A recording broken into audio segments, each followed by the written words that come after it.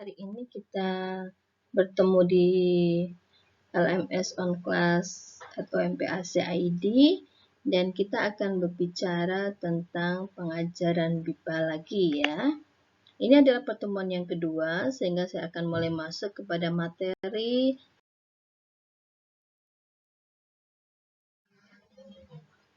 ya, bahasa Indonesia sebagai bahasa internasional.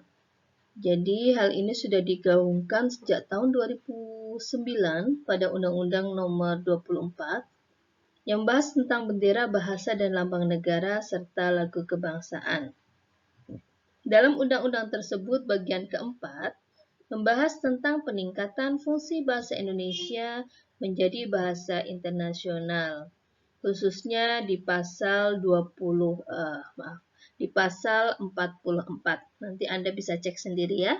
Undang-Undang Nomor 24 tahun 2009 dan pasal 44. Silakan nanti googling. Apa sih isinya? Yang pertama adalah pemerintah meningkatkan fungsi bahasa Indonesia menjadi bahasa internasional secara bertahap, sistematis, dan berkelanjutan. Yang kedua, peningkatan fungsi bahasa Indonesia sebagaimana dimaksud pada ayat 1 dikoordinasi oleh lembaga kebahasaan. Dan yang ketiga, ketentuan lebih lanjut mengenai peningkatan fungsi bahasa Indonesia menjadi bahasa internasional sebagaimana dimaksud pada ayat 1 diatur dalam peraturan pemerintah. Jadi nanti Anda juga bisa melihat peraturan pemerintah yang berkaitan dengan mekanisme bahasa Indonesia menjadi bahasa internasional. Sebenarnya bagaimana sih perkembangan BIPA di Indonesia? Penggunaan kurikulum BIPA Bahasa Indonesia untuk penutur asing hingga tahun 2014 belum ada keseragaman.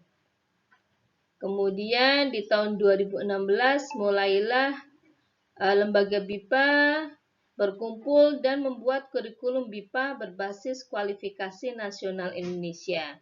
Jadi teriring dengan perkembangan kurikulum, BIPA pun membuat kurikulum BIPA berbasis kualifikasi nasional Indonesia.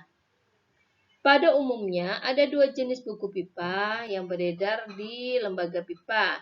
Yang pertama adalah buku berbahasa pengantar bahasa Indonesia, dan yang kedua buku berbahasa pengantar bahasa siswa BIPA itu sendiri.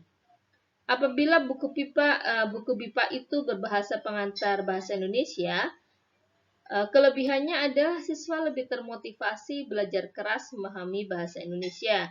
Karena mereka misalnya orang Thailand yang sama sekali tidak tahu bahasa Indonesia, kemudian menghadapi materi yang berbahasa Indonesia, maka mereka akan bekerja keras, belajar keras untuk memahaminya.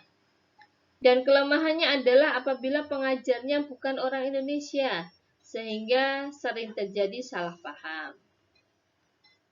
Berikutnya, kalau misalnya bukunya itu berbahasa pengantar bahasa siswa BIPA itu sendiri, misalnya siswa Australia, kemudian menggunakan buku BIPA berbahasa Inggris, berbahasa pengantarnya bahasa Inggris, maka kelebihannya adalah pengajar mudah memahami materi itu dan mengajarkannya dengan mudah.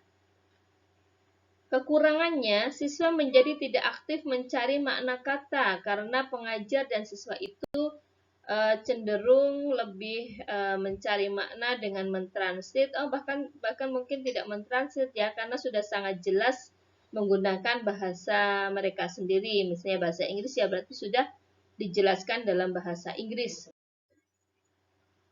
Kemudian kalau kita berbicara tentang BIPA, maka kita harus tahu klasifikasi pengajar BIPA. Berdasarkan latar belakang, itu yang pertama adalah pengajar berpendidikan bahasa Indonesia S1 dan S2. Ada juga pengajar BIPA yang berpendidikan bahasa Inggris atau bahasa asing lainnya. Nah, kelebihan kalau yang berpendidikan bahasa Indonesia, mereka lebih kuat dalam tata bahasa, lebih kuat tentang fonologinya, fonemnya, sintaksisnya, dan sebagainya. Sementara kalau kelebihan yang berpendidikan bahasa Inggris atau bahasa asing lainnya, maka mereka akan lebih mudah membaur, kemudian beradaptasi dengan siswanya. Dan yang ketiga, ada juga pengajar BIPA yang tidak berlatar belakang bahasa. Misalnya, dosen biologi mengajar bahasa Indonesia. Secara umum, ketika dosen tersebut mengajar mata pelajaran biologi, maka dia mempunyai kelebihan. Tetapi kelemahannya adalah ketika bertemu dengan hal-hal yang berkaitan dengan tata bahasa atau ilmu-ilmu yang khas bahasa Indonesia, maka akan kesulitan. Demikian untuk pertemuan hari ini. Untuk sesi yang pertama ini akan kita lanjutkan di materi yang kedua. Semoga bermanfaat.